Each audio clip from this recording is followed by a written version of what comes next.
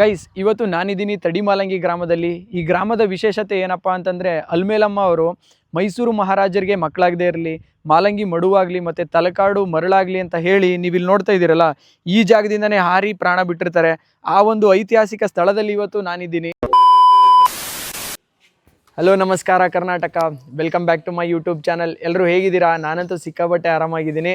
ಇವತ್ತು ನಮ್ಮ ಫ್ರೆಂಡ್ಸ್ ಎಲ್ಲ ಸೇರಿ ತಲಕಾಡು ಹೋಗ್ತಾ ಇದ್ದೀವಿ. ಬನ್ನಿ ಇವತ್ತು ತಲಕಾಡು ಎಕ್ಸ್ಪ್ಲೋರ್ ಮಾಡೋಣ. ಬನ್ನಿ ತಲಕಾಡು ನೋಡ್ಕೊಬರವ ಎಲ್ಲ ಗಾಯ್ಸ್. ಆ ಜಿಂಗ ಲಕ ಲಕ ಲಕ ಎಲ್ಲ ಏನು ಮಾಡ್ತಿದ್ದೀರಾ? ಬರ್ರ ಬರ್ರ ಬರ್ರ ಬರ್ರ.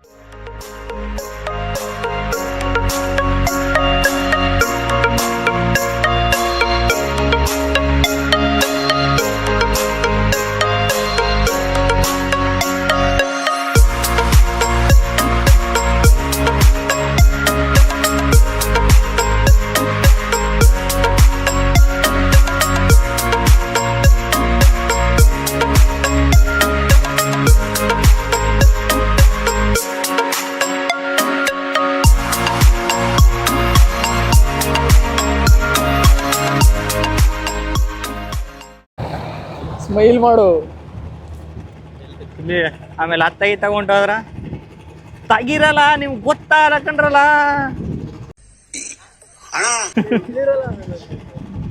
ಆ ಕಡೆ ಈ ಕಡೆ ಗುಂಡಿ ಗಿಂಡಿಗೆ ಹೋದ್ರೆ ಹೆಂಗೆ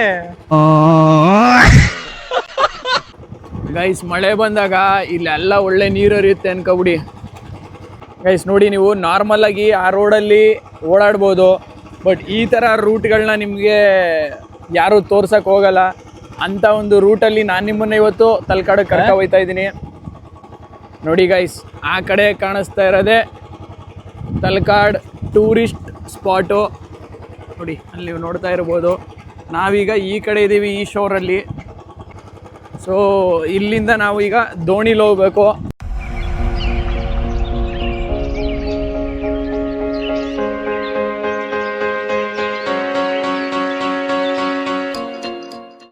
ಯಾವ್ಯಾವುದೋ ಮೋಡ್ಸಲ್ಲಿ ಟ್ರಾನ್ಸ್ಪೋರ್ಟ್ ಮಾಡಿದ್ವಿ.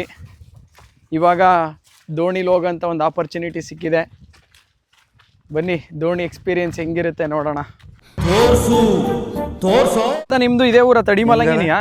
ಗೊತ್ತಿಲ್ಲ, ಅರ್ಥ ಆಗ್ತಿಲ್ಲ ನನಗೆ. ನಮ್ಮದು ಮುಳ್ಳೂರು ತಾತ. ನಿಮ್ಮನ್ನು ರೆಕಾರ್ಡ್ ಮಾಡ್ಕೊಳ್ಳ ಹಿಂಗೆ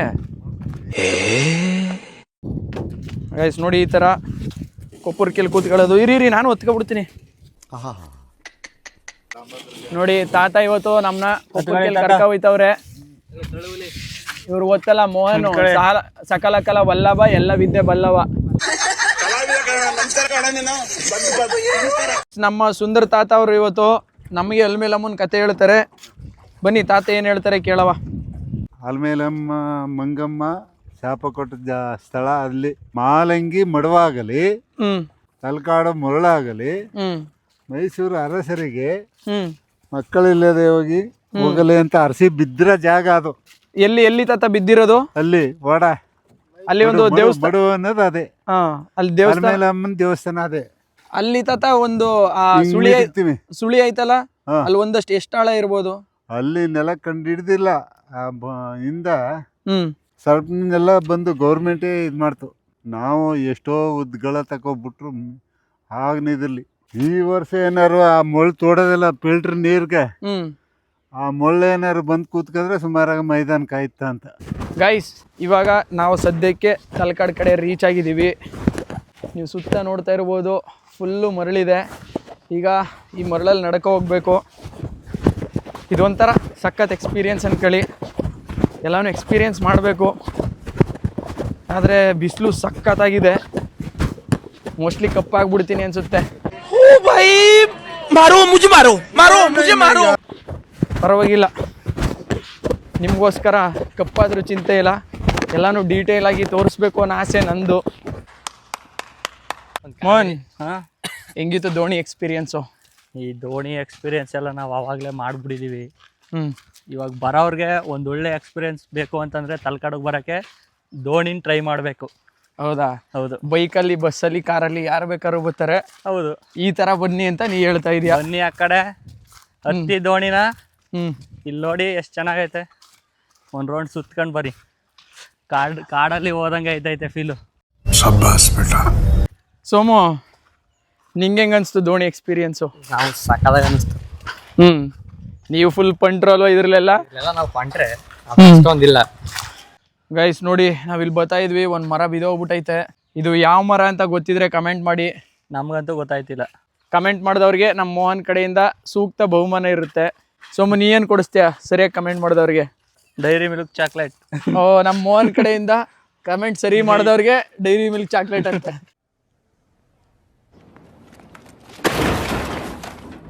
ಗೈಸ್ ನೀವಿಲ್ಲಿ ನೋಡ್ಬೋದು, ಪಾತಾಳೇಶ್ವರ ದೇವಸ್ಥಾನ, ಮರಳೇಶ್ವರ, ಚೌಡೇಶ್ವರಿ, ಗೋಕರ್ಣೇಶ್ವರ, ಕೀರ್ತಿನಾರಾಯಣ, ವೈದ್ಯನಾಥೇಶ್ವರ, ವೀರಭದ್ರೇಶ್ವರ ಅಂತ ಎಲ್ಲ ಟೆಂಪಲ್ಗಳಿಗೂ ಇದೇ ದಾರಿ. ಗೈಸ್ ತಲಕಾಡು ಅಂತ ಇದ್ದಂಗೆ ಮೊದಲು ನೆನಪಾಗೋದು ಅಲ್ಮೇಲಮ್ಮನವರು. ಅಲ್ಮೇಲಮ್ಮ ಅವರು ತಲಕಾಡು ಮರಳಾಗಲಿ, ಮೈಸೂರು ಮಹಾರಾಜರಿಗೆ ಮಕ್ಕಳಾಗದೇ ಇರಲಿ, ಮತ್ತು ಮಾಲಂಗಿ ಮಡುವಾಗಲಿ ಅಂತ ಶಾಪ ಕೊಟ್ಟಿದ್ದಾರೆ ಅಂತ. ಆ ಶಾಪದ ವಿಚಾರಕ್ಕೆ ಬಂದರೆ ಅವ್ರ ಹತ್ರ ಒಂದಷ್ಟು ಚಿನ್ನಗಳಿರುತ್ತೆ, ಅದು ದೇವಸ್ಥಾನಗಳಿಗೆ ಸಂಬಂಧಪಟ್ಟಂಥದ್ದು. ಆ ಒಂದು ಚಿನ್ನನ ಮೈಸೂರು ಮಹಾರಾಜ ಆದಂಥ ರಾಜ ಒಡೆಯರ್ ಅವರು ಅಲ್ಮೇಲಮ್ಮನವ್ರ ಹತ್ರ ಚಿನ್ನನ ತಗೊಬನ್ನಿ ಅಂತ ಅವರ ಭಟ್ರನ್ನ ಕಳಿಸಿರ್ತಾರೆ. ಅವ್ರ ಭಟ್ರುಗಳನ್ನೆಲ್ಲ ನಿಮಗೆ ಗೊತ್ತಲ್ಲ, ಒಂಥರ ಪೊಲೀಸ್ ಕಾನ್ಸ್ಟೇಬಲ್ಗಳಿದ್ದಂಗೆ ಸಿಕ್ಕಾಬಟ್ಟೆ ಆ್ಯಟಿಟ್ಯೂಡ್ ತೋರಿಸಿ ಅವ್ರ ಕೂದಲು ಹಿಡ್ಕೊಂಡು ಎಳ್ಕೊ ಹೋಗೋಂಥ ಒಂದು ಪ್ರಯತ್ನ ಮಾಡ್ತಾರೆ. ಅದಕ್ಕೆ ಅಲ್ಮೇಲಮ್ಮನವರು ಈ ಥರ ಶಾಪ ಕೊಟ್ಟಿದ್ದಾರೆ ಅಂತ ಹೇಳ್ತಾರೆ. ಆ ಥರ ಶಾಪ ಕೊಟ್ಬಿಟ್ಟು ಅಲ್ಲಿ ನಿಮಗೆ ಮಾಲಂಗಿ ಕಡೆ ಒಂದು ಜಾಗ ತೋರಿಸಿದ್ನಲ್ಲ, ಅಲ್ಲಿಂದ ನದಿಗೆ ಹಾರಿ ಪ್ರಾಣ ಬಿಟ್ಬಿಡ್ತಾರೆ. ಅದರಿಂದ ಈ ಥರ ಆಗಿದೆ ಅಂತ ಎಲ್ಲ ನಂಬ್ತಾರೆ. ಬಟ್ ಇದರ ಒಂದು ಸೈಂಟಿಫಿಕ್ ರೀಸನ್ನ ನಾನು ನಿಮಗೆ ಈ ವಿಡಿಯೋ ಕೊನೆಯಲ್ಲಿ ತಿಳಿಸ್ತೀನಿ. ದಯವಿಟ್ಟು ಮಿಸ್ ಮಾಡದೆ ಪೂರ್ತಿ ವಿಡಿಯೋ ನೋಡಿ. ಗೈಸ್ ಇವಾಗ ನಾನು ಸದ್ಯಕ್ಕೆ ಬಂದಿದ್ದೀನಿ ಪಾತಾಳೇಶ್ವರ ದೇವಸ್ಥಾನದ ಹತ್ರ. ಗೈಸ್ ನೀವು ನೋಡ್ತಾ ಇರ್ಬೋದು, ಇದು ಪಾತಾಳೇಶ್ವರ ದೇವಸ್ಥಾನ. ಏನೋ ಇಲ್ಲೆಲ್ಲ ಇದೆ. ಎಸ್ ಗೈಸ್, ನೀವಿಲ್ಲಿ ನೋಡ್ತಾ ಇರುವಂಥದ್ದು ಪಾತಾಳೇಶ್ವರ ದೇವಸ್ಥಾನ. ಇದು ಒಂದು ಗಂಗರ ಕಾಲದ ದೇವಸ್ಥಾನ ಗೈಸ್. ನೀವು ನೋಡ್ತಾ ಇರ್ಬೋದು, ಇದು ಮೊದಲು ಮರಳಲ್ಲಿ ಮುಚ್ಚೋಗಿತ್ತಂತೆ. ಇದನ್ನು ಮೇಲೆ ಎತ್ತಿ ರಿನೋವೇಟ್ ಮಾಡಿರುವಂಥದ್ದು. ಒಳಗೆ ಯಾವುದೇ ವೀಡಿಯೋಸ್ ಮಾಡೋಂಗಿಲ್ಲ. ಸೊ ನಾನು ನಿಮಗೆ ಆಚೆಯಿಂದನೇ ತೋರಿಸೋಂಥ ಪ್ರಯತ್ನ ಮಾಡ್ತಾ ಇದ್ದೀನಿ. ಇಲ್ಲಿ ಒಂದು ಲಿಂಗ ಇದೆ, ಇದು ಉದ್ಭವ ಲಿಂಗ ಅಂತೆ, ಬ್ರೌನ್ ಕಲರ್ ಅಂತೆ. ಬನ್ನಿ ನೆಕ್ಸ್ಟ್ ಯಾವ ದೇವಸ್ಥಾನ ಸಿಗುತ್ತೆ ನೋಡೋಣ. ಅಣ್ಣ ನಿಮ್ಮ ಹೆಸರು? ಮಹೇಶ್ ಅಂತ. ನಿಮ್ದು ಯಾವ ಊರು ಅಣ್ಣ? ತಲಕಾಡು. ಓಕೆ ಅಣ್ಣ. ಅಣ್ಣ ಇದು ಪಾತಾಳೇಶ್ವರ ದೇವಸ್ಥಾನದ ಬಗ್ಗೆ ಒಂದು ಸ್ವಲ್ಪ ಇನ್ಫಾರ್ಮೇಷನ್. ಪಾತಾಳೇಶ್ವರದ ಬಗ್ಗೆ ಅಲ್ಲ, ಬೇರೆ ಹೇಳ್ತೀನಿ, ಆಮೇಲೆ ಪಾತಾಳೇಶ್ವರ ಹೇಳ್ತೀನಿ. ಇದು ಮರಳು ಯಾವ ರೀತಿ ಬಂತು ಅಂದರೆ ನಿಮಗೆ ಫುಲ್ಲು 450 ಎಕರೆ ಮರಳಾಗಿರೋದು. ಹಿಂದೆ ಇದು ತಲಕಾಡು ಒಂದು ಗಂಗರಸರ ರಾಜಧಾನಿ. ಹಿಂದೆ ತಲಕಾಡು ಇಲ್ಲಿ 33 ಹಳ್ಳಿಗಳನ್ನ ಎದುರಿಸ್ಕೊಂಡು ಹಿಂದೆ ಮೈಸೂರು ಮನೆತನದವರು ಮಹಾರಾಜರು ಒಬ್ಬ ಪಾಳ್ಯಗಾರ ಅಂತ ಇದ್ದ. ಅವನಿಗೆ ಮೈಸೂರು ಮಹಾರಾಜರಿಗೆ ಮಕ್ಕಳಿರಲ್ಲ. ಶ್ರೀರಂಗಪಟ್ಟಣ ನೋಡಿದಿರಲ್ವಾ? ಶ್ರೀರಂಗಪಟ್ಟಣದಲ್ಲಿ ಶ್ರೀರಂಗರಾಯ ಅಂದ್ಬಿಟ್ಟು ಒಬ್ಬ ಚಿಕ್ಕ ಹುಡುಗನ್ನ ದತ್ತು ತಗೊಳ್ತಾನೆ. ಮೈಸೂರು ರಾಜರು ದತ್ತು ತಗೊಂಡು ಅವನ್ನ ಮದುವೆ ತನಕ ಬೆಳೆಸಿ, ಇಲ್ಲಿ ಪಕ್ಕದಲ್ಲಿ ಕಾವೇರಿ ನದಿ ಇದೆ. ಆ ನದಿಲಿ ಆಚೆ ಪಕ್ಕದಲ್ಲಿ ಒಂದು ಊರಿದೆ ಮಾಲಂಗಿ ಅಂತ. ಆ ಮಾಲಂಗಿಲಿ ಅಲಮೇಲಮ್ಮ ಅಂತ ಒಬ್ಬ ರಾಣಿ ಇರ್ತಾಳೆ. ಆ ರಾಣಿಗೂ ಮತ್ತು ಶ್ರೀರಂಗರಾಯನಿಗೂ ಮೈಸೂರು ಮಹಾರಾಜರು ಮದುವೆ ಮಾಡ್ತಾರೆ. ಮದುವೆ ಮಾಡೋ 3 ತಿಂಗಳಿಗೆ ಬೆನ್ನಲ್ಲಿ ಬೆನಪಣೆ ಅಂತ ಒಂದು ಕಾಯಿಲೆ ಬರುತ್ತೆ. ಆ ಕಾಯಿಲೆ ಎಲ್ಲೇ ಹೋದ್ರೂ ಗುಣವಾಗಲ್ಲ. ಅವಾಗೇನು ಹೇಳ್ತಾರೆ, ಒಬ್ಬರು ಪಂಡಿತರ ಹತ್ರ ಹೋಗಿ ಹೇಳ್ತಾರೆ. ಪಂಡಿತರು ಹೇಳ್ತಾರೆ, ತಲಕಾಡ್ಗೆ ಹೋಗ್ಬಿಟ್ಟು ಕಾವೇರಿ ನದಿಲಿ ಸ್ನಾನ ಮಾಡಿಸಿ ಇಲ್ಲಿ ಭವರೋಗ ವೈದ್ಯನಾಥೇಶ್ವರಂಗೆ ಅಭಿಷೇಕ ಮಾಡಿಸಿದ್ರೆ ನಿನ್ನ ಒಂದು ಕಣ್ಣಿನ ಕಾಯಿಲೆ ಗುಣವಾಗುತ್ತೆ ಅಂತ ಪಂಡಿತರು ಹೇಳ್ತಾರೆ. ಅದೇ ರೀತಿ ಅಲಮೇಲಮ್ಮ ತಾಯಿ ಊರು ಮಾಲಂಗಿ ಕರ್ಕೋಗಿ ಸ್ನಾನ ಮಾಡಿಸ್ಬೇಕಾದ್ರೆ ಗಂಡ ಆಕಸ್ಮಿಕವಾಗಿ ತೀರೋಗ್ಬಿಡ್ತಾನೆ. ಅವನ ಹತ್ರ ಚಿನ್ನ ಒಡವೆ ಬೇಕಾದಷ್ಟಿರ್ತದೆ. ಪ್ರತಿ ಕಾರ್ತಿಕ್ ಸೋಮವಾರ, ಶ್ರಾವಣ ಶನಿವಾರ ಶ್ರೀರಂಗಪಟ್ಟಣದಲ್ಲಿ ರಂಗನಾಯಕಿ ಅಮ್ಮನವರ ದೇವಸ್ಥಾನ ಇದೆ. ಅಲಮೇಲಮ್ಮನವರು ಒಡವೆಗಳೆಲ್ಲ ಧರಿಸಿ ಪೂಜೆ ಮಾಡ್ತಾ ಇರ್ತಾಳೆ ಶ್ರೀರಂಗಪಟ್ಟಣದಲ್ಲಿ. ಮೈಸೂರು ರಾಜರು ಅಲ್ಲಿಗೆ ಮುಖ್ಯ ಆಗ್ತಾರೆ ಶ್ರೀರಂಗಪಟ್ಟಣಕ್ಕೆ. ಮೈಸೂರು ರಾಜರು ಅಲಮೇಲಮ್ಮನಿಗೆ ಆಜ್ಞೆ ಮಾಡ್ತಾರೆ, ನಿನ್ನ ಗಂಡನ್ನು ನಾವು ತಾನೇ ದತ್ತು ತೊಗೊಂಡಿದ್ದು. ದತ್ತು ತೊಗೊಂಡ್ಮೇಲೆ ಆ ಒಡವೆಗಳೆಲ್ಲ ನಮಗೆ ಸೇರಬೇಕಾದ್ದು. ಪ್ರತಿ ಕಾರ್ತಿಕ್ ಸೋಮವಾರ, ಶ್ರಾವಣ ಶನಿವಾರ ನಾವು ಅರಮನೆಯಲ್ಲಿ ಇಟ್ಕೊಂಡು ಒಡವೆಗಳೆಲ್ಲ, ಮತ್ತು ಕಾರ್ತಿಕ್ ಸೋಮವಾರ, ಶ್ರಾವಣ ಶನಿವಾರ ಬಂದಾಗ ರಂಗನಾಯಕಿ ಅಮ್ಮನವ್ರಿಗೆ ಒಡವೆಗಳೆಲ್ಲ ಧರಿಸಿ ನಾವು ಪೂಜೆ ಮಾಡ್ತೀವಿ ಅಂತ ಅಲಮೇಲಮ್ಮನಿಗೆ ಆಜ್ಞೆ ಮಾಡ್ತಾರೆ ಮೈಸೂರು ರಾಜರು. ಅಲಮೇಲಮ್ಮ ಒಪ್ಪಕ್ಕಿಲ್ಲ, ಇದು ನನ್ನ ಗಂಡನ ಸೊತ್ತು, ಪ್ರತಿ ಕಾರ್ತಿಕ್ ಸೋಮವಾರ, ಶ್ರಾವಣ ಶನಿವಾರ ನಾವೇ ಪೂಜೆ ಮಾಡ್ತೀವಿ, ನೀವೇ ಬಂದು ದೇವ್ರ ದರ್ಶನ ಮಾಡ್ಕೊಂಡೋಗಿ ಅಂತ ಅವ್ರಿಗೆ ಎದುರುತ್ತರ ಕೊಡ್ತಾರೆ ಮೈಸೂರು ರಾಜರಿಗೆ. ಅವ್ರಿಗೆ ಸಿಟ್ಟು ಬರ್ತದೆ. ಅವರು ಚಿನ್ನಕ್ಕೋಸ್ಕರ ಆಸೆ ಬಿದ್ದವರಲ್ಲ. ಅವರು ತಲಕಾಡು ತಾಯಿ ಊರು ಮಾಲಂಗಿ ಅಂತ. ಮೈಸೂರು ರಾಜರು ಅವರು ಆಜ್ಞೆನ ಮೀರಂಗಿಲ್ಲ. ಅಲಮೇಲಮ್ಮ ಹಂಗಾದ್ರೂ ಮೀರ್ಬಿಡ್ತಾಳೆ. ನಾವೇ ಬಂದು ಪೂಜೆ ಮಾಡಬೇಕು, ನೀವು ಬಂದು ದೇವ್ರ ದರ್ಶನ ಮಾಡ್ಕೊಂಡು ಹೋಗಿ ಅಂದಾಗ ಅವ್ರಿಗೆ ಸಿಟ್ಟು ಬರ್ತದೆ. ಆಕೆನ ಸೆರೆ ಹಿಡಿದು ಎಳ್ಕೊ ಬನ್ನಿ ಅಂತಾರೆ. ಎಳ್ಕೊ ಬರಬೇಕಾದ್ರೆ ತಾಯಿ ಊರು ಮಾಲಿಂಗಿ ಅಂತ, ಅಲ್ಲಿ ಹುಟ್ಟಿದ ಸೆರಗನ್ನ ಅರ್ದ್ಬಿಟ್ಟು ಚಿನ್ನ ಎಲ್ಲ ಕಟ್ಟಿ ನದಿಗೆ ವಿಷ ಹಾಕ್ಬಿಟ್ಟು 3 ಶಾಪ ಕೊಡ್ತಾಳೆ. ಏನು ಅಂದರೆ ತಲಕಾಡು ಮರಳಾಗಲಿ ಅಂತಾಳೆ. ಯಾಕೆ ತಲಕಾಡು ಮರಳಾಗಲಿ ಅಂದರೆ ಸೈನಿಕರು ಮತ್ತು ರಾಜರು ಕುದುರೆನಲ್ಲಿ ಲಟ್ಟಿಸ್ಕೊಳ್ಬೇಕಾದ್ರೆ ನನ್ನ ಒಂದು ಸತ್ಯ ಇದ್ದರೆ ಅವರೆಲ್ಲ ಮರಳಲ್ಲಿ ಮುಚ್ಚೋಗ್ಬಿಡಲಿ ಅಂತ. ಈ ಮರಳನ್ನು ಬಚಾಯಿಸಿ ಬಂದರೆ ಮಾಲಂಗಿ ಮಡುವಾಗಲಿ ಅಂತಾಳೆ. ಮಾಲಂಗಿ ಮಡು ಅಂದರೆ ಅಲಮೇಲಮ್ಮ ಬಿದ್ದಂಥ ಸ್ಥಳದಲ್ಲಿ ನನ್ನ ಚಿನ್ನ ಒಡವೆ ನನ್ನ ಶವ ಯಾರಿಗೂ ಸಿಕ್ಕಬಾರ್ದು. ಮೈಸೂರು ರಾಜರು ಸೈನಿಕರು ಬಂದು ನೋಡಿದ್ರೂ ಆ ಸ್ಥಳದಲ್ಲಿ ಸುಳಿ ಮಾತ್ರ ಸುತ್ತಬೇಕು. ನನಗೆ ಹಿಂಸೆ ಕೊಟ್ಟಂಥ ಮೈಸೂರು ಮಹಾರಾಜರಿಗೆ ಮಕ್ಕಳಿದಾಗಲಿ ಅಂತ ಶಾಪ ಕೊಟ್ಟಿರೋದು. ಇದು 450 ಎಕರೆ ಫುಲ್ಲು ದೇವಸ್ಥಾನನೇ ಮುಳುಗೋಗಿದೆ. ಒಂದು ಗಂಗರಸ ರಾಜಧಾನಿ ಇದು. ನೀವೆಲ್ಲೇ ತೆಗೆದ್ರೂ ಹಳೆ ಕಾಲದ ಗಂಗರ ಕಾಲದ್ದು ಮನೆಗಳು ಸಿಗ್ತದೆ, ಗಂಗರ ಕಾಲದ್ದು ದೇವಸ್ಥಾನ ಸಿಗುತ್ತೆ. ಅದು ಬಿಟ್ಟರೆ ಇಲ್ಲಿ ಫಸ್ಟು ರಾಜರು ಆಳಿರೋರು ಸಾತ್ವಾನ್ರು ತಲಕಾಡನ್ನು. ಅವ್ರು ಏನು ಮಾಡ್ತಾಯಿದ್ರು ಅಂದರೆ ₹1 ಕಾಯಿನನ್ನು ತಯಾರು ಮಾಡ್ತಾಯಿದ್ರು. ಮೊನ್ನೆ ಭೂಮಿ ಸಂಶೋಧನೆ ಮಾಡಬೇಕಾದ್ರೂ ನಮಗೆ ಅವರೇ ಎಲ್ಲ ತೋರಿಸ್ಕೊಟ್ಟಿದ್ದು. ಫಸ್ಟು ರಾಜರು ಸಾತ್ವಾನ್ರು ಆಳಿದ್ದಾರೆ, ಅವ್ರು ಬಿಟ್ಟರೆ ಜೈನರು ಆಳಿದ್ದಾರೆ. ಆಮೇಲೆ ಗಂಗರು, ಹೊಯ್ಸಳರು, ವಿಷ್ಣುವರ್ಧನ. ಬೇಲೂರು, ಹಳೆಬೀಡು, ಸೋಮನಾಥಪುರ ನೋಡ್ತಿರಲ್ಲ, ಈ ತಲಕಾಡು ಕತೆ ಇಷ್ಟು ಇಲ್ಲಿ ಇದ್ರದ್ದು. ಇದು ಇದು ಮರಳು ಕತೆ ನಿಮಗೆ ಹೇಳಿದೆ. ಇವಾಗ ಇನ್ನೊಂದೇನು ಅಂದರೆ ಇದು 450 ಎಕರೆ ಮರಳಾಗಿರೋದು. ಹಿಂದೆ ಒಂದು ಕಾಡು, ಇದು ಹಿಂದೆ ಈ ಊರು ಕಾಡಾಗಿದೆ, ಕಾಡು ಊರಾಗಿದೆ. ಇಲ್ಲಿ ವೈದ್ಯನಾಥೇಶ್ವರ ಅಂದ್ಬಿಟ್ಟು ತಲಾ ಮತ್ತು ಕಾಡ ಅಂತ ಇಬ್ಬರು ಅಣ್ಣ ತಮ್ಮದಿರಿರ್ತಾರೆ. ನೀವು ವೀರಭದ್ರೇಶ್ವರ ದೇವಸ್ಥಾನಕ್ಕೆ ಹೋದಾಗ ಒಬ್ಬನ ಹೆಸರು ತಲಾ ಮತ್ತೊಬ್ಬನ ಹೆಸರು ಕಾಡ ಅಂತ, ಅವರಿಬ್ಬರಿಂದ ಕೂಡಿ ತಲಕಾಡು ಅಂತ ಒಂದು ಹೆಸರು. ಇವಾಗ ಹಿಂದೆ ಇದ್ದದ್ದು ತಲಾವನಪುರ ಅಂತ ಇದಕ್ಕೆ ಹೆಸರು. ಅವ್ರು ಏನು ಮಾಡಿದರು ಅಂದರೆ ತುಂಬ ಕಾಡಿನಲ್ಲಿ ಹಸುಗಳನ್ನು ಸಾಕಿರು. ಹಸು ಹೋಗ್ಬಿಟ್ಟು ಪ್ರತಿದಿನ ಒಂದು ಲಿಂಗಕ್ಕೆ ವೈದ್ಯನಾಥೇಶ್ವರಂಗೆ ಹಾಲು ಕರೆದ್ಬಿಟ್ಟು ಬೇಡ್ರ ಮನೇಲಿ ಬಂದು ರಕ್ತ ಕರೀತಾ ಇರುತ್ತೆ. ಯಾರೋ ಮೋಸ ಮಾಡ್ತಾ ಇದ್ದಾರಲ್ಲ, ಈ ಪೊದೆ ಒಳಗೆ ಹಸು ಹೋಗ್ತಲ್ಲ ಅಂದ್ಬಿಟ್ಟು ಕೊಡ್ಲಿಲ್ಲಿ ಹೊಡೆದ್ಬಿಡ್ತಾರೆ. ಆಕಸ್ಮಿಕವಾಗಿ ಶಿವನ ತಲೆ ಮೇಲೆ ಬಲಗಡೆ ಹೇಟ್ ಬಿದ್ದುಬಿಡ್ತದೆ ವೈದ್ಯನಾಥೇಶ್ವರಂಗೆ. ಆ ರಕ್ತ ನೋಡಿ ಇವರಿಬ್ಬರು ಮೂರ್ಛೆ ಬಿದ್ದೋಗ್ಬಿಡ್ತಾರೆ, ತಲಾ ಮತ್ತು ಕಾಡ ಅನ್ನೋರು. ನೀವು ಹೊಡೆದಿದ್ದ ಏಟು ನನಗೆ ಬಿದ್ದಿರೋದು, ನೀವು ಆಕಸ್ಮಿಕವಾಗಿ ಹೊಡೆದಿರೋದು ನೋಡಿದೆ. ಒಬ್ಬನ ಹೆಸರು ತಲಾ ಮತ್ತು ಒಬ್ಬನ ಹೆಸರು ಕಾಡ ಅಂತ, ತಲಕಾಡು ಅಂತ ಹೆಸರಾಯಿತು. ನಿಮ್ಮಿಬ್ಬರಿಂದ ಒಂದು ಪ್ರಸಿದ್ಧಿ ಆಯಿತು ಈ ಊರಿಗೆ. ನೀವು ಯಾವ ಮರ ಹೊಡೆದು ತರದಿದ್ರಿ ಆ ಮರದದ್ದು ಬೇರು ತೊಕ್ಕೆ ನನ್ನ ಹಣೆಗೆ ಬೆತ್ತಿದ್ರೆ ನನಗೆ ವಾಸಿ ಆಗುತ್ತೆ ಅಂದ್ಬಿಟ್ಟು ತನ್ನ ಶಿವ ತನ್ನ ಗಾಯಕ್ಕೆ ತಾನೇ ಔಷಧಿ ಮಾಡ್ಕೊಳ್ಳೋದಕ್ಕೆ ವೈದ್ಯನಾಥೇಶ್ವರ ಅಂತ ಹೆಸರು. ಮತ್ತು ಅವರು ಕೊಡ್ಲಿನಲ್ಲಿ ಹೊಡೆದಾಗ ಅದು 4 ದಿಕ್ಕು ರಕ್ತ ಹಾರಿ ಪಾತಾಳೇಶ್ವರ ಅಂದರೆ ಭೂಮಿಯಿಂದ ಉದ್ಭವ ಆಗಿರೋದು. ಇದು ಪಂಚಲಿಂಗದಲ್ಲಿ 2ನೇ ಲಿಂಗ ಇದು.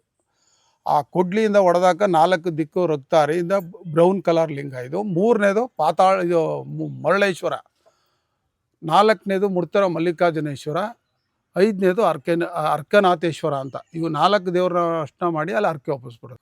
5 ಪಂಚಲಿಂಗಗಳು, 5 ಕಾರ್ತಿಕ್ ಸೋಮವಾರ, 5 ಶ್ರಾವಣ ಶನಿವಾರ, 5 ಆಡಿ ನಕ್ಷತ್ರ, ಕುಹು ಮತ್ತು ವಿಶಾಖ ನಕ್ಷತ್ರ ಬಂದಾಗ ಪಂಚಲಿಂಗ ದರ್ಶನ ಜಾತ್ರೆ ಆಗುತ್ತೆ. ಈಗ 2020 ಆಯಿತು, ಇನ್ನು 32ಕ್ಕೆ ಇಲ್ಲಿ ಕತೆ. ಇನ್ನೂ 12 ವರ್ಷಕ್ಕೊಂದ್ಸಲಿನಾ? ಅದು ಹಂಗಲ್ಲ. 5 ಕಾರ್ತಿಕ್ ಸೋಮವಾರ, 5 ಶ್ರಾವಣ ಶನಿವಾರ, 5 ಆಡಿ ನಕ್ಷತ್ರ, ಕುಹು ಮತ್ತು ವಿಶಾಖ ನಕ್ಷತ್ರ ಬರಬೇಕು. ಆ ದಿನ ಅಮಾವಾಸ್ಯೆ ಬೀಳಬೇಕು, ಆ ದಿನ ಸೋಮವಾರ ಬೀಳಬೇಕು. ಆವಾಗ ಪಂಚಲಿಂಗ ದರ್ಶನ ಜಾತ್ರೆ ಆಗೋದು ನಿಮಗೆ. ಮಳೆ ಗಾಳಿ ಬಂದಾಗ ಇದು ಸುತ್ತಲೂ 2009 ಇದೆಲ್ಲ ಮುಳುಗೋಗಿತ್ತು ದೇವಸ್ಥಾನ ಇದು. ಅವಾಗ 2009 ಪಂಚಲಿಂಗ ದರ್ಶನ ಜಾತ್ರೆ ಆಯಿತು. ಆವಾಗ ಯಡಿಯೂರಪ್ಪನ ಫೀಲ್ಡಲ್ಲಿ ಶೋಭಾಕಾಲ ಉಸ್ತುವಾರಿಯಾಗಿದ್ರು ಅವರು. ಆವಾಗ ಅವರು ಅಭಿವೃದ್ಧಿ ಮಾಡಿದ್ದು, ಈ ಕಾಂಪೌಂಡ್ ಎಲ್ಲ ಕಟ್ಟಿಸಿ ಈ ಸೀಟೆಲ್ಲ ಹಾಕ್ಸಿರೋದು ಅವರೇ. ಈಗಲೂ ಅಲ್ಪ ಸ್ವಲ್ಪ ಮಳೆ ಗಾಳಿ ಬಂದಾಗ ಜೋರಾಗಿ ಮಳೆ ಎಲ್ಲ ತುಂಬಿಕೊಳ್ಳುತ್ತೆ. ಮತ್ತು ಕಾರ್ತಿಕ್ ಮಾಸದಲ್ಲಿ ಎಲ್ಲ ಕ್ಲೀನ್ ಮಾಡಿ ಯಾವಾಗ ಬಂದರೂ ದೇವ್ರ ದರ್ಶನ ಮಾಡಬೇಕು, ಹಂಗೆ ಮಾಡಿದ್ದಾರೆ. ಮೊದಲು ಹಿಂದೆ ಈ ಕಾಂಪೌಂಡ್ ಯಾವುದು ಕಟ್ಟಿರಲಿಲ್ಲ, ಜೋರು ಮಳೆ ಆಯ್ತಿತ್ತು ಹಿಂದೆ, ಫುಲ್ ದೇವಸ್ಥಾನನೇ ತುಂಬ್ಕೊಬಿಡ್ತಾಯಿತ್ತು. ಇವಾಗ ಹಂಗಿಲ್ಲ, ಅಲ್ಪ ಸ್ವಲ್ಪ ಹೋಗುತ್ತೆ, ಅದನ್ನು ಕ್ಲೀನ್ ಮಾಡಿಸ್ಬಿಡ್ತು. ಅಣ್ಣ, ಈಗ ನೀವು ಶಾಪದ ಬಗ್ಗೆ ಹೇಳಿದ್ರಿ, ಬಟ್ ಇವಾಗ ಅಟ್ ಪ್ರೆಸೆಂಟ್ ಮೈಸೂರು ಮಹಾರಾಜರಿಗೆ ಯದುವೀರ ಇದು ಜಯಚಾಮರಾಜ ಒಡೆಯರು ಶ್ರೀಕಂಠ ಒಡೆಯರನ್ನ ದತ್ತು ತಗೊಂಡ್ರು. ಶ್ರೀಕಂಠ ಒಡೆಯರನ್ನ ಇವರು ಯದುವೀರನ್ನ ದತ್ತು ತಗೊಂಡಿದ್ದಾರೆ. ಆ ದತ್ತು ಮಗನಿಗೆ ಮಕ್ಕಳಾದ್ರೆ ಈ ಶಾಪ ವಿಮೋಚನೆ ಆಗುತ್ತೆ. ಬಟ್ ಇವಾಗ ಇನ್ನೂ ಆಗಿಲ್ಲ. ಇನ್ನು ಈಗ ಅವ್ರು ಸಣ್ಣ ಮಕ್ಕಳಲ್ವ, ಅವರು ಯದುವೀರನ ಮಕ್ಕಳು ಇಬ್ಬರಾಗಿದೆ, ಗಂಡು ಮಕ್ಕಳು. ಅವ್ರಿಗೆ ಮಕ್ಕಳಾಗೋದ್ರೆ ಈ ಶಾಪ ವಿಮೋಚನೆ ಆಗೋಗುತ್ತೆ. ಅವರೇ ವಂಶಾಂಪರಿ ದತ್ತು ಬೆಳೆದ್ರೆ ಹಂಗೆ ಉಳ್ಕೊಳ್ಳುತ್ತೆ. ನೆಕ್ಸ್ಟ್ ಅವರು ದತ್ತು ತಗೊಂಡ್ರೆ ಇನ್ನು ಶಾಪ ಕಂಟಿನ್ಯೂ ಮುಂದಕ್ಕೆ ಹೋಗುತ್ತೆ, ಕಂಟಿನ್ಯೂ. ಹಿಂದೆ ಮರಳು ಬೆಳೀತಾ ಇತ್ತು, ಇವಾಗ ಯಾವುದು ಬೆಳೀತಾ ಇಲ್ಲ. ನೀವು ಎಲ್ಲೇ ತೆಗಿಸಿ ಗಂಗರ ಕಾಲದ್ದೇ ದೇವಸ್ಥಾನಗಳು ಸಿಕ್ಕೋದು. ಇವಾಗ ಮೊನ್ನೆ ಕಾಯಿನ್ಸ್ ನಾ ಹೇಳಿದ್ನಲ್ಲ ನಿಮಗೆ, ಹ್ಮ್ ಇದು ಸಾತ್ವಾನ್ ರಾಳಿದಾರೆ ₹1 ಕಾಯಿನ್ಸ್ನ, ಅದನ್ನ ಚಿನ್ನದನ್ನೇ ಮಾಡ್ತಾ ಇದ್ರು. ಅದ್ರ ಸೀಲು ಕುಲ್ಮೆ ಎಲ್ಲ ಸಿಕ್ಕಿದೆ. ಮತ್ತೆ ಜೈನರು ಅಲ್ಲಿ ಆಡ್ತಿದ್ದಂಥ ಯುದ್ಧಗಳು, ಗುರಾಣಿಗಳು ಅವೆಲ್ಲ ಪ್ರತಿಯೊಂದು ಸಿಕ್ಕಿದೆ. ಎಲ್ಲ ಮೈಸೂರು ವಸ್ತು ಇದರಲ್ಲಿ ಇಕ್ಕಿದ್ದಾರೆ, ಎಕ್ಸಿಬಿಷನಲ್ಲಿ. ಇದ್ರದ್ದು ತಲಕಾಡು ಏನೇನು ವಸ್ತು ಸಿಕ್ಕಿದೆ ಅಲ್ಲಿ ಇಟ್ಟಿದ್ದಾರೆ ಎಲ್ಲ. Okay okay okay, thank you so much ಅಣ್ಣ. ಗೈಸ್, ಒಂದಿಷ್ಟು ದೂರ ನಡೆದ್ವಿ ಅಷ್ಟೇ. ಕಂಪ್ಲೀಟ್ ಮೇಲೆ ನೀವು ನೋಡ್ತಾ ಇರ್ಬೋದು ಶೆಲ್ಟರ್ ಹಾಕಿದ್ದಾರೆ. ಇದೊಂದು ಒಳ್ಳೆ ಸೂಪರ್ ಇನಿಷಿಯೇಷನ್ ಅಂತ ಅನ್ಕೊಬಿಡಿ. ಈ ಬಿಸಿಲಲ್ಲಿ ನಾವು ಹೆಂಗೆ ಆಗ್ಬಿಡುತ್ತೋ ಏನೋ ಅಂತ ಯೋಚನೆ ಮಾಡಿದ್ವಿ. ಬಟ್ ಒಳ್ಳೆ ನೆರಳಿದೆ. ಆದರೆ ಮರಳಲ್ಲಿ ನಡೆಯೋದಂತೂ ಸೈಕ್ ಅನ್ಕೊಬಿಡಿ, ನಡೆಯೋಕ್ಕೆ ಆಯ್ತಾ ಇಲ್ಲ. ಮೋಹನ್, ಹೆಂಗೈತೆ ಎಕ್ಸ್ಪೀರಿಯನ್ಸು ಮರಳಲ್ಲಿ ನಡೆಯೋದು? ಚೆನ್ನಾಗಿದೆ, ಬನ್ನಿ ಆಟ ಆಡ್ಬೋದು ಮರಳಲ್ಲೂ ಹಂಗೆ. ಹೌದಾ? ಫುಲ್ ಟೈಮಲ್ಲಿ ಆಡ್ಕೊಂಡು ಬಂದಿದ್ರು ಇಲ್ಲಿಗೆ. ಅವಾಗ ಇಲ್ಲೆಲ್ಲ ಮರಳಲ್ಲೆಲ್ಲ ಆಟ ಆಡ್ಕೊಂಡು ನದಿಲಿ ಈಜಾಡ್ಕೊಂಡು ಹೋಗಿದ್ವಿ. ಆ ಕಾಲದಲ್ಲೇ ಹಂಗೆ. ಇನ್ನು ಈಗ ಕೇಳ್ಬೇಕಾ ನಿಮ್ನ? ಅದಕ್ಕೆ ಹಂಗೆ ಈಗ ಹೇಳ್ಬೇಕಾ? ಅದಕ್ಕೆ ನಾನು ಹೇಳೋದು, ಸಕಲ ಕಲ ವಲ್ಲಭ, ಎಲ್ಲ ವಿದ್ಯೆ ಬಲ್ಲವ ಮೋಹನ್ ಚಾರ್ಲಿ ಅಂತ. ಗೈಸ್, ಇವಾಗ ನಾವು ಬಂದಿದ್ದೀವಿ ಮರಳೇಶ್ವರ ಟೆಂಪಲ್ ಹತ್ರ. ನೋಡಿ, ಇದೇನೇ ಟೆಂಪಲ್ಲು. ಮರಳಂತೂ ಸಿಕ್ಕಾಬಟ್ಟೆ ಸುಡ್ತೈತೆ. ಯಪ್ಪ, ಓಡ್ಬಿಡೋಣ ಅಲ್ಲಿ ನೆರಳಿಗೆ. ಗೈಸ್, ಇದು ಕೂಡ ಒಂದು ಗಂಗರ ಕಾಲದ ದೇವಸ್ಥಾನ. ನೋಡಿ, ಹಳೇದು ಯಾವುದೋ ಬಾವಿ ಇತ್ತು ಅನ್ಸುತ್ತೆ, ಕಂಪ್ಲೀಟಾಗಿ ಕ್ಲೋಸ್ ಮಾಡಿಬಿಟ್ಟಿದ್ದಾರೆ. ಪ್ರಾಬಬ್ಲಿ ಇದು ಸುತ್ತ ಮರಳಿಂದ ಆವೃತ ಆಗಿರೋದ್ರಿಂದ ಇದನ್ನ ಮರಳೇಶ್ವರ ಅಂತ ಕರೀಬೋದು ಅಂತ ಅನ್ಸುತ್ತೆ. ಸರ್ ನಮಸ್ತೆ. ನಮಸ್ಕಾರ. ನಿಮ್ಮ ಹೆಸರು? ನಾಗೇಂದ್ರ ಅಂತ. ಓಕೆ, ನಿಮ್ದು ಯಾವ ಊರು ಸರ್? ತಲಕಾಡೆನೆ. ಈ ದೇವಸ್ಥಾನದ ಬಗ್ಗೆ, ಮರಳೇಶ್ವರ ಬಗ್ಗೆ ಹೇಳಿ. ಮರಳೇಶ್ವರ ಅಂತಂದ್ರೆ ಇದು ಮರಳೇಶ್ವರ ಅಂತ. ಇದು ಮರಳೇಶ್ವರ ಅಂತಂದ್ರೆ ನೀರು, ಈ ಮರಳು ಥರನೇ ಲಿಂಗ ಇದೆ. ಅಭಿಷೇಕ ಮಾಡೋದು ಅಂತಂದ್ರೆ ತರಿ ಥರ ಸಿಗುತ್ತೆ. ಇದು ಸೊ ನೈಸ್ ಇಲ್ಲ, ಇದು ಉದ್ಭವ ಆಗಿರೋದ್ರಿಂದ ಮರಳು ಥರ ಇದೆ ಲಿಂಗ. ಅದಕ್ಕೋಸ್ಕರ ಮರಳೇಶ್ವರ ಅಂತ ಹೇಳ್ತಾರೆ ಇದಕ್ಕೆ. ಪ್ರತಿ ದಿವಸ ಪೂಜೆ ನಡೆಯುತ್ತೆ? ದಿನ ಪೂಜೆ ನಡೆಯುತ್ತೆ, ದಿನ ಅಭಿಷೇಕ ಇರುತ್ತೆ, ಮಾಮೂಲಂತೆ ಎಲ್ಲ ನಡೀತಾ ಇರುತ್ತೆ. Okay sir, thank you. No missions. ನಿನ್ನ ಹೆಸರೇನು? ನಿನ್ನ ಹೆಸರು ಪುಟ್ಟಿ? ಯಾವ ಊರು ನಿಮ್ಮದು? ಓ, ಬಿಜಾಪುರಿಂದ ಬಂದಿರೋದ ಇಲ್ಲಿಗೆ? ಯೂಟ್ಯೂಬ್ ನೋಡ್ತೀರಾ? ಯೂಟ್ಯೂಬಲ್ಲಿ ವಿಡಿಯೋಸ್ ಎಲ್ಲ ನೋಡಲ್ವಾ? ನನ್ನ ಚಾನಲ್ ನೋಡಿ ಹಂಗೆ ಆಯ್ತಾ, ಪುಷ್ಪಕ್ ಎಕ್ಸ್ಪ್ರೆಸ್ ಅಂತ. ನೀವು ಬಂದಿರ್ತೀರಾ ನೆಕ್ಸ್ಟ್ ವಿಡಿಯೋಲಿ. ಈಗ ನಿಮ್ಗೊಂದು ಚಾಲೆಂಜು. ಈಗ ನಾನು ಅಲ್ಲಿ ಹೋಗ್ಬಿಟ್ಟು ನಿಂತ್ಕೋತೀನಿ, ಇಲ್ಲಿಂದ ಓಡ್ ಬಂದು ಯಾರು ಫಸ್ಟ್ ನಾನು ಮುಟ್ಸ್ತಾರೋ ಅಂತ. ಇದು ಚಾಲೆಂಜಾ? ಹಾಂ, ಬನ್ನಿ, ನಾವೇ ಗೆಲ್ಲೋದು. ಈಗ ಎಲ್ಲರೂ ನಿಮ್ಮ ಹೆಸರು ಹೇಳ್ಬಿಡಿ. ಆ ಗೇಟ್ ತನಕ ಯಾರು ಫಸ್ಟ್ ಹೋಯ್ತಾರೆ ನೋಡೋಣ. ಅವ್ರ ಹೆಸರು ಹೇಳೋದ? ಮೋಹನ್, ಸೋಮು. ನಿನ್ನ ಹೆಸರು? ರಿಷಬ್. ಮತ್ತೆ ವಂದನ. ನಾನು ಪುಷ್ಪಕ್ಕು. ಯಾರು ಫಸ್ಟ್ ಓಡ್ತಾರೋ? ಇರಿ, ಇನ್ನೂ ಇಲ್ಲ, ನಾನು ಹೇಳ್ಬೇಕಲ್ವಾ? 1 2 3 ಸ್ಟಾರ್ಟ್.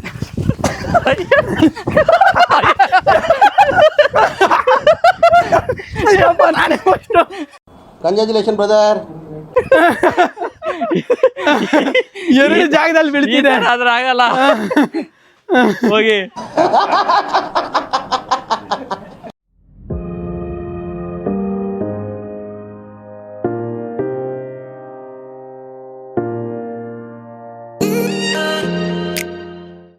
ಗೈಸ್, ಇವಾಗ ನಾನಿದ್ದೀನಿ ಕೀರ್ತಿನಾರಾಯಣ ಟೆಂಪಲ್ ಹತ್ರ. ನೀವು ಇಲ್ಲಿ ನೋಡ್ತಾ ಇರ್ಬೋದು, ಬರೋಬ್ಬರಿ ಸಾವಿರಾರು ವರ್ಷ ಇತಿಹಾಸ ಇರುವಂಥ ಒಂದು ದೇವಸ್ಥಾನ ಇದು. ಇದು ಸೆಂಟ್ರಲ್ ಆರ್ಕಿಯಾಲಜಿ ಡಿಪಾರ್ಟ್ಮೆಂಟ್ ಅಂಡರ್ ಬರೋದ್ರಿಂದ ಯಾವುದೇ ವಿಡಿಯೋನ ಇಲ್ಲಿ ತೆಗೆಯೋ ಆಗಿಲ್ಲ. ಹಾಗೆ ನೀವು ಇಲ್ಲಿ ಗಮನಿಸ್ಬೋದು, ಒಂದಷ್ಟು ತಮಿಳು ಲಿಪಿಗಳು ಕೂಡ ಈ ಒಂದು ದೇವಸ್ಥಾನದ ಕಲ್ಲುಗಳಲ್ಲಿದೆ. ನನಗೆ ಗೊತ್ತಿಲ್ಲ ಈ ಲಿಪಿಗಳನ್ನ ಯಾರು ಬರೆದ್ರು ಅಂತ. ಹಾಗೆ ನಾವು ಫಾರೆಸ್ಟ್ ಹೋದಾಗ ಎಲ್ಲೋದ್ರೂ ಹಸಿರು ಕಾಣೋ ಥರ ಇಲ್ಲಿ ಎಲ್ಲೋದ್ರೂ ಬರೀ ಮರಳೇ ಇದೆ. ಎಸ್ ಗೈಸ್, ಇವಾಗ ನಿಮ್ಮ ಮುಂದೆ ಇರೋದು ವೈದ್ಯನಾಥೇಶ್ವರ ಟೆಂಪಲ್ಲು. ಇದು ಕೂಡ ಸೆಂಟ್ರಲ್ ಆರ್ಕಿಯಾಲಜಿ ಡಿಪಾರ್ಟ್ಮೆಂಟ್ ಒಳಗೆ ಬರುವಂಥ ಒಂದು ಟೆಂಪಲ್ ಆಗಿರುತ್ತೆ. ಮತ್ತು ಇಲ್ಲಿ ನೀವು ನೋಡ್ಬೋದು ಯಾವ ರೀತಿ ಇದನ್ನು ಕೆತ್ತನೆ ಮಾಡಿದ್ದಾರೆ ಅಂತ. ತುಂಬ ಸಕ್ಕದಾಗಿ ಮಾಡಿದ್ದಾರೆ ಅಂತ ಅನ್ಕೊಬಿಡಿ. ಆ ಒಂದು ಹಾವು ಮತ್ತು ಬಳೆಗಳು ಇದೆಲ್ಲ ಒಂದೇ ಕಲ್ಲಲ್ಲಿ ಕೆತ್ತನೆ ಮಾಡಿರುವಂಥದ್ದು.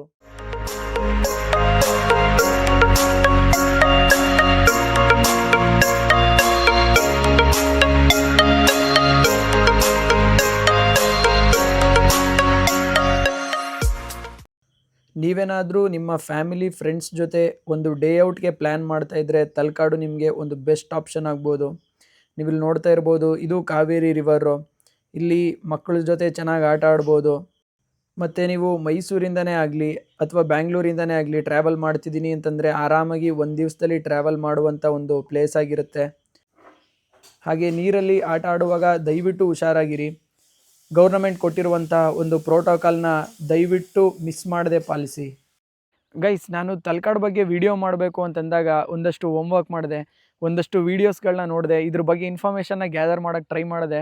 ಇದೆಲ್ಲ ಅಂದರೆ ಅಲ್ಮೇಲಮ್ಮನ ಶಾಪದ ವಿಚಾರಕ್ಕೆ ಬಂದರೆ ತುಂಬ ಒಂದಷ್ಟು ಗ್ರಂಥಗಳಲ್ಲಿ ಅವರ ಈ ಮೈಸೂರು ಸಂಸ್ಥಾನಕ್ಕೆ ಸಂಬಂಧಪಟ್ಟಂತಹ ಒಂದಷ್ಟು ಗ್ರಂಥಗಳಲ್ಲೇ ಆಗಲಿ ಮತ್ತು ಬ್ರಿಟಿಷರು ಬರೆದಿರುವಂತಹ ಒಂದಷ್ಟು ಬುಕ್ಸ್ಗಳಲ್ಲೇ ಆಗಲಿ ಅಲ್ಮೇಲಮ್ಮನ ವಿಷಯ ಯಾವುದೇ ಪುಸ್ತಕದಲ್ಲಿ ಪ್ರಸ್ತಾಪ ಆಗಿಲ್ಲ.